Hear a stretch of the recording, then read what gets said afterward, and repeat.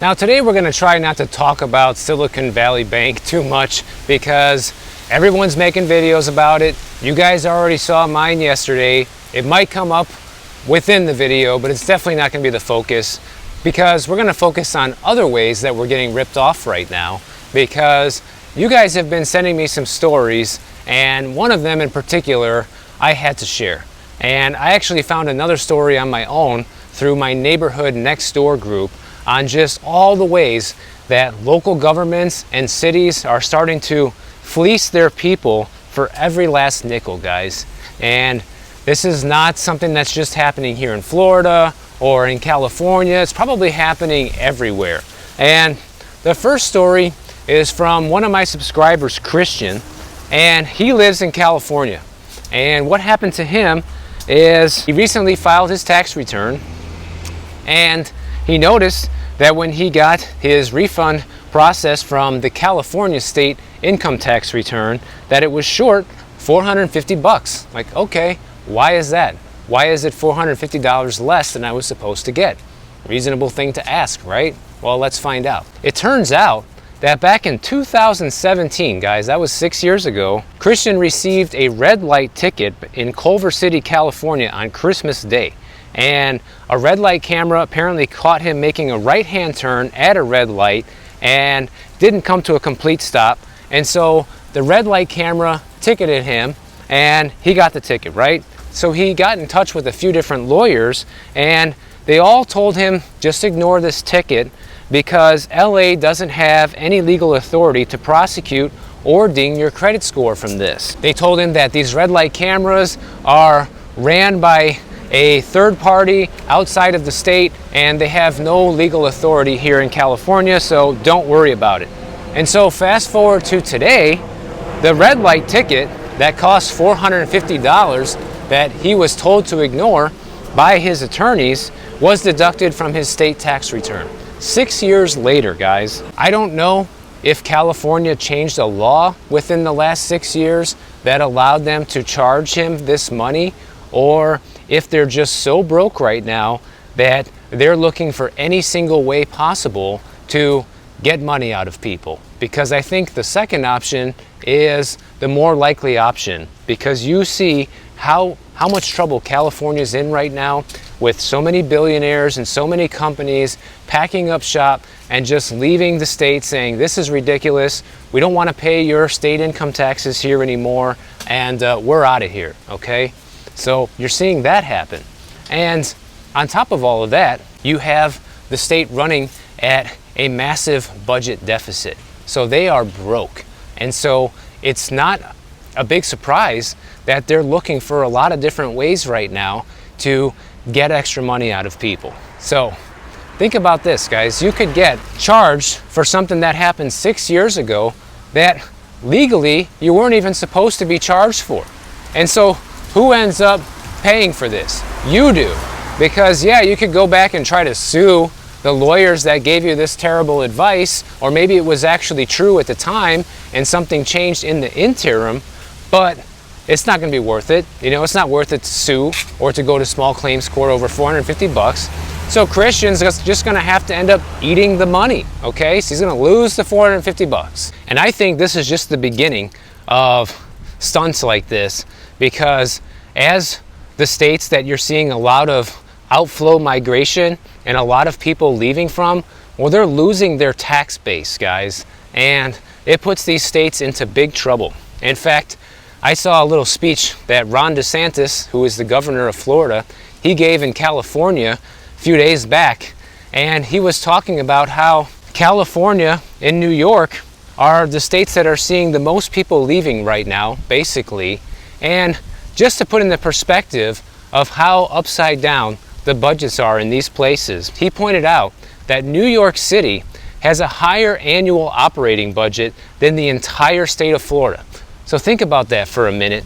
We have more people in the entire state of Florida than all of New York has now because of all the migration we've had coming in. So we have more people to take care of and more things going on here. And yet our operating budget for the year is actually lower than just one city inside of New York State. That just goes to show you how messed up and upside down these places are that people are leaving, and it's no wonder that they're leaving.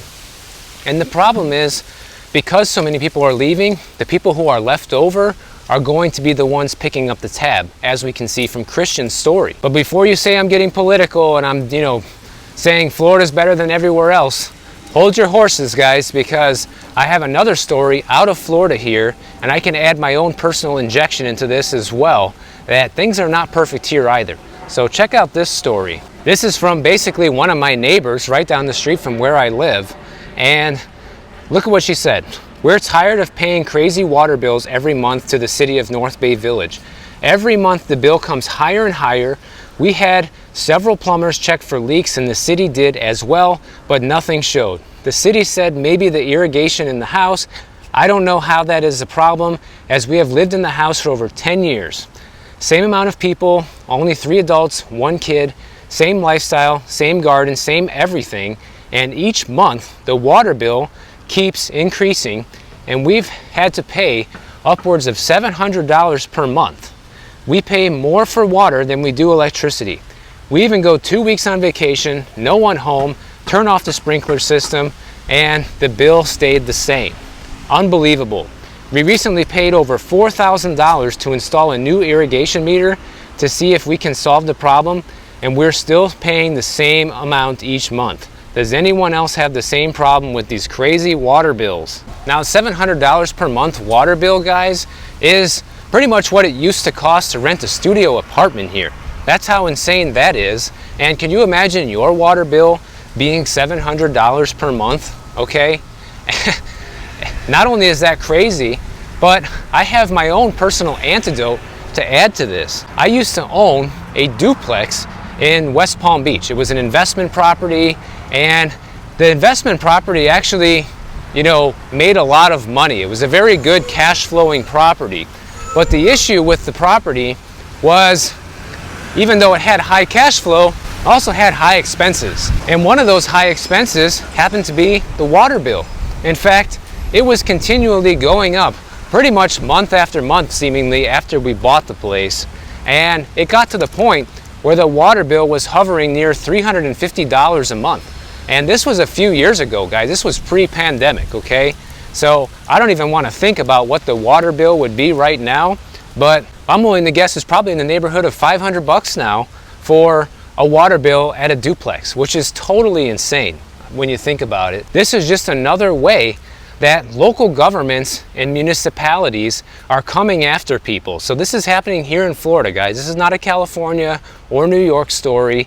And for them to charge this much for water in a state where water is everywhere, water's plentiful here. This is not California. We don't have a shortage, although I don't think California does anymore either after this tremendous amount of rain they've been getting.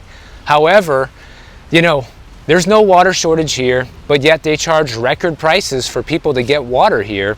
And guess what? You have no way around this. There's no other way to bring water into your house, so you're forced to pay. And if you don't pay, they place a lien on your property, and when you sell the house, the water bill will get paid then. Or they'll just flat out shut off your water after non-payment for several months. So there's that you have to face. And it's just one thing after another with these local governments right now, just charging people whatever they can and basically whatever they want to just get the most money out of everybody.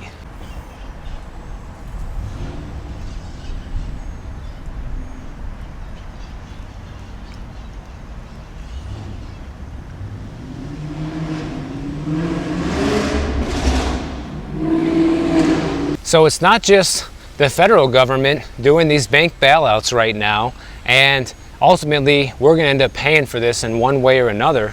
But on top of that, you have to worry about your local government ripping you off in other ways as well. And there's seemingly no escape, guys. And I hear people say in the comments sometimes, well, I'm going to move overseas somewhere else where the cost of living's lower, and that's going to solve all my problems. Well, go ahead, good luck with that. But the thing is, all these other countries are going to have problems of their own, guys. In fact, I've been curious. I've been watching videos about what it's like for people living in Portugal, for example. It's been a really hot spot for Americans to move to. over the last few years. And let me tell you guys, life is not perfect there by a long shot. They have their problems there as well. And if you think you're just going to leave here to escape somewhere else, to think that you're not going to have problems there, is a fantasy. That's not reality at all. Now, can you get a lower cost of living? Yes, you can. Obviously, in a time like right now, when inflation is raging and is likely to continue raging, especially if the Fed does not continue with their interest rate hikes, saving money in any way possible is probably a good idea. And speaking of saving money, check this out. Ever since these bank failures over the weekend, we saw the mortgage interest rate go down to around the 6.5% range. And it was close to 7% prior to that. Right away, realtors and the mortgage industry is getting all excited about this, thinking that this is going to somehow lure buyers back into the market. And maybe it will. Maybe some people will come back. But to be out there right now, paying basically record high home prices and getting yourself into massive amounts of debt in times of uncertainty like this sounds extremely risky to me, because who knows what's going to happen after these bank failures, guys. Now, I understand the importance of owning a physical asset like real estate in tumultuous times like this, because at least that's something that the Fed cannot print, which I totally agree with. But the problem is, you know, there's no stability in the markets right now. And to jump in and buy a home and bank everything on that and hope that you'll be able to make the mortgage payments when the economy gets even rougher is a big gamble right now. So I think most people that are looking to buy a house just because they're worried about inflation and they're worried about the banking system, instead should probably just be looking at something simple like US Treasuries, because that's something that's probably a whole lot safer right now than keeping a ton of money in the bank, and it's also a lot better than jumping in and buying a house that might go down 20% in value over the next couple of years, or even worse than that, you won't be able to make the mortgage payments on if you lose your job. So we haven't even seen how many layoffs might come now that we've seen these two big bank failures, guys. That was just days ago, and the repercussions from this have not even been felt yet, and we don't know how many other banks are going to fail because of this. And like I said, I didn't want to talk too much about this, so I'm going to try to move on, because there's other things happening in the world that we need to discuss besides just the bank failures. But it's hard to stay away from, because it's such an important topic that affects everything else, essentially. I've walked past this house several times, and it has been for sale for quite a long time, and they've been trying to rent it, and this place have seen no action whatsoever. They listed it for sale back in June last year, the height of the market, for $10.9 million. The price today, it's still $10.9 million. Then they listed it for rent for $50,000, lowered it to $38,000. No takers.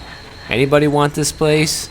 It's all yours, guys. Waterfront house. It's just sitting here empty. And last time they rented it, it rented for only $28,000. Even though that's a ton of money, it's still $10,000 less than they're asking right now. So I think they need to get their expectations in order. Now, to switch gears for a minute and talk real estate again, let's look at this. Douglas Elliman, which is a big luxury real estate brokerage that services different places nationwide. They're big here in Miami as well. Okay, these guys saw big losses in 2022. So it turns out Douglas Elliman's not doing so good right now. And if anybody knows that company and what they're in the business of, they're in the business of selling homes like this, guys. Nice luxury properties is their specialty, essentially. And we know that the real estate market's taking a huge hit, but particularly the luxury market is getting slammed right now. And they lost almost $22 million last quarter, okay? The company as a whole lost that much money. And now they're looking to do things like reduce office space and reduce rent expenses in 2023, which means even more empty office space than we already have. And Elliman's also saying that their headcount is down, and they're claiming this is normal attrition rate for the real estate industry, which in reality is probably just a cover for saying our luxury agents are quitting because they're not selling any real estate and making any money, which is also stupid, because these guys should have been smart when they were selling luxury real estate, because the commissions on these sales are tremendous. And just from one sale, you could easily live a comfortable life probably for like 2 or 3 years, guys. So people who are making these sales and don't have any money right now, I have no sympathy for them, and they're the losers that should be out of the business anyways. And check this out. Last quarter, their real estate transaction volume was $7.5 billion, which is a decrease from the same quarter in 2021 of $12.6 billion. So you can look at that and say, wow, their sales got almost cut in half just 1 year later. And we don't know where the interest rate hikes are going to go yet after this whole bank collapse, but we'll be finding out soon at the next Fed meeting. If these guys are in that much trouble in just a year's time, and interest rates still have room to go higher, and this recession has not even officially hit yet, I think you're going to see a lot of these big real estate companies either completely go under or take a massive haircut in the amount of people that they employ and their footprint, because they just don't have the money to stay in business right now. And why am I bringing this up? Because everybody's saying, oh, don't worry, everything's still good. Unemployment's still low. Don't worry about the bank failures. That's just an isolated incident. And you can trust the bank. You can trust that you're going to be able to go out and get a good job right now. So nothing to see here, folks. Okay, well, obviously, if you work at Douglas Elliman, then you're probably not thinking that right now, or any of these other tech companies that have been doing massive layoffs over the past 6 months either. Everybody has the right to their own opinion and can believe whatever they want to believe, but what I believe is what I see. So to me, seeing is believing. I see the stock market going down. I see bank failures. I see the government lying. I see real estate companies struggling. I see real estate agents quitting and leaving the business. I see sales volume for real estate being cut in half just in 1 year. I see interest rates continuing to go up. I see inflation starting to reverse and go back up. What more do you want, guys? I see all that happening. Those are all facts. This is not my opinion. And so my conclusion from seeing all those facts is that there's still more trouble ahead. And sometimes the people who give me pushback on this are saying, oh, you're just saying negative things, there's nothing good here. What is anybody supposed to do about any of this? Well, unfortunately, there's not that much you can do, but the few things that you can do, guys, that are inside your control is you can make sure you have multiple sources of income if you don't already. You can make sure you own some physical gold and silver, which is real money that cannot be printed by the Fed. And you can make sure that you own other hard assets like real estate or fuel, groceries, food, whatever, Have things, guys. Have the essentials to life right now, that let's say if you were not able to go to the bank and make a withdrawal tomorrow, just like what happened to people on Friday at Silicon Valley Bank, that you would be okay for a couple of weeks, Those are the kind of things you need to think about having. Food, water, cash, gold, silver, maybe even guns and ammunition, just in case. Hopefully it doesn't come to that. Don't get me wrong. It's not like I want to see, blood in the streets or anything like that. Because you know what, guys? Even though I don't have any faith in our banking institutions or our government to basically help us out of this, what I do have faith in is you and me to make sure that we're going to get ourselves through this. And that's who I trust. I trust the smart American consumer that knows how to stretch a dollar and to get through tough times in life. And that's who I trust right now. And like I said, you can trust whoever you want, but I don't trust the stock market. I never have. And you can just look right now of what's been happening since these whole bank closures and how many investors are getting freaked out, and they're pulling money out of banks, they're pulling money out of stocks and putting them into US Treasuries, guys. And you can see just how insane this has gotten in the last few days, because the yields on 2-year US Treasury notes fell 57 basis points to 4% for the biggest one-day loss since the 2008 financial crisis, okay? So what does that mean? It means investors and people that have money in other places are very worried right now and are looking for a safe haven investment. And so they're moving their money to the treasury market. And that's just what I told you guys earlier. You know, instead of taking a big gamble on real estate right now, I think that's the better bet, because you're gonna have your money in there earning more interest than you can get from the bank. You won't be adding to the real estate frenzy and being out there buying homes. So that in return will help home prices come down as less and less people fall for this scam right now, going out and buying property at basically all-time high prices with the highest interest rates that we've seen, you know, since the 80s. And that's also why we're seeing mortgage rates go down as well, because the 10-year treasury also had their yield go down to around the 3.46% mark. And the drop off in the yields are signs that investors are piling into government bonds as a safe haven from the high volatility that has gripped the financial markets since these bank collapses. So to me, the smartest thing right now is to be just sitting and waiting, like I've been telling people over the past several months, and just having as much cash ready to deploy as possible, as long as it's not more than $250,000 in one account.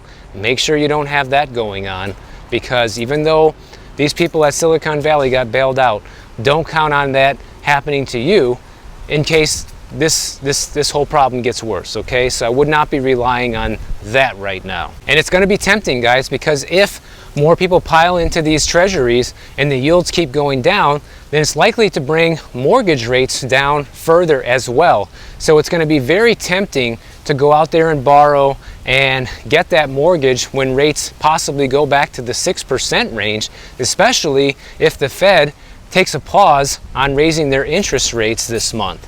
So it's all going to look like the real estate market's going to recover. You know, thank God for the Silicon Valley bank collapse. Otherwise, real estate would be completely unaffordable, right? Well, that's short-term thinking. The long-term thinking is that all of these problems are just getting started, and we don't know where all this is going to go from here. So I'd much rather take the high road of caution right now and be ready for when prices really do come down on things, and have the cash ready to buy it, versus sticking your life savings into a property right now that you have no idea where the value of that's going to go over the next couple of years because of all this volatility. But once again, I'm not a financial advisor. I'm not your advisor. You can do whatever you want. I'm just giving you my opinion here. If you guys enjoyed this video, make sure you click the bell notification down below. YouTube will alert you every time I post a new video. And if you don't want to wait, check out my next one on the screen right over here, and I'll see you in the next one.